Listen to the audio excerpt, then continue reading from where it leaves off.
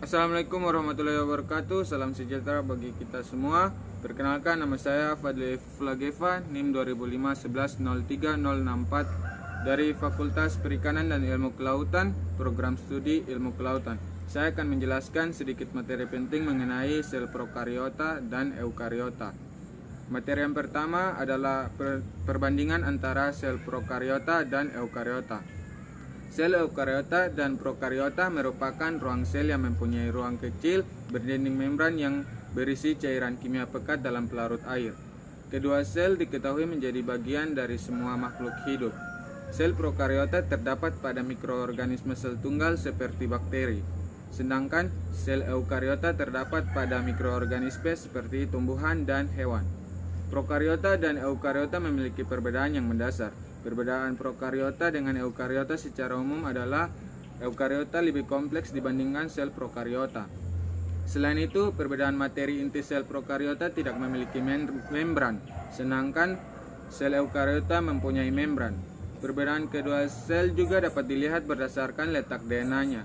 Sel prokariota memiliki DNA yang berada di dalam nukleus, sedangkan sel eukariota DNA-nya terletak di dalam nukleus.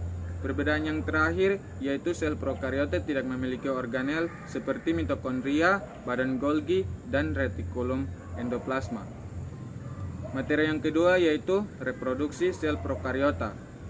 Reproduksi sel prokariota terjadi melalui proses yang disebut pembelahan biner atau proses reproduksi aseksual yang digunakan oleh bakteri dan archaea. Pembelahan biner pada bakteri dimulai dengan menempelnya bahan genetik pada salah satu sisi membran dari sel dewasa, kemudian mengalami proses sintesis DNA dan replikasi. Yang ketiga, struktur sel prokariota.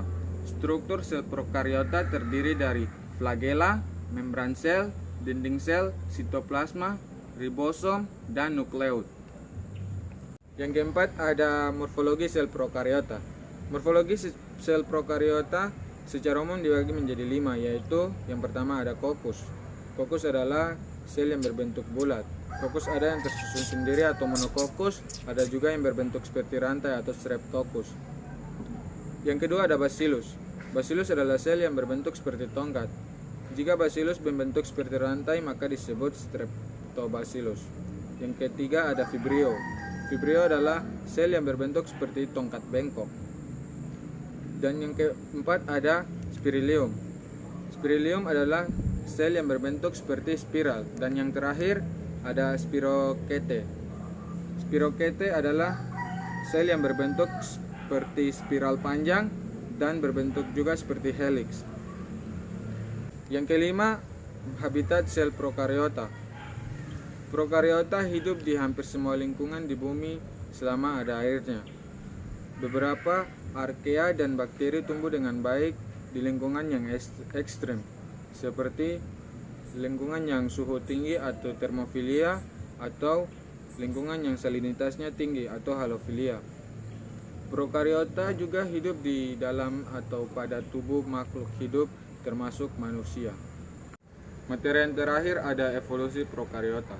Awal mula evolusi prokariota dikenal sebagai protobion. Proto yang artinya awal dan bios yang artinya kehidupan.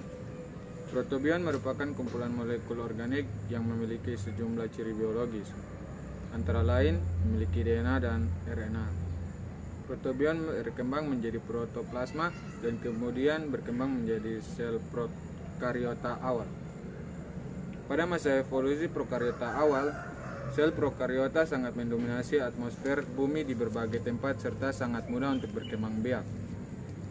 Prokariota dapat hidup di air panas, air dingin, air asin, asam, basa, di dalam tanah, dan pada sel lainnya.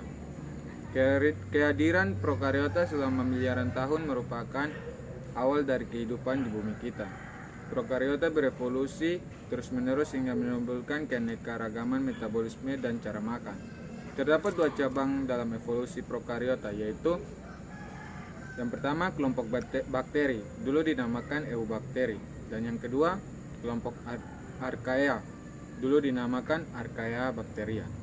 Sekian materi dari saya mengucapkan terima kasih. Assalamualaikum warahmatullahi wabarakatuh. Salam sejahtera bagi kita semua.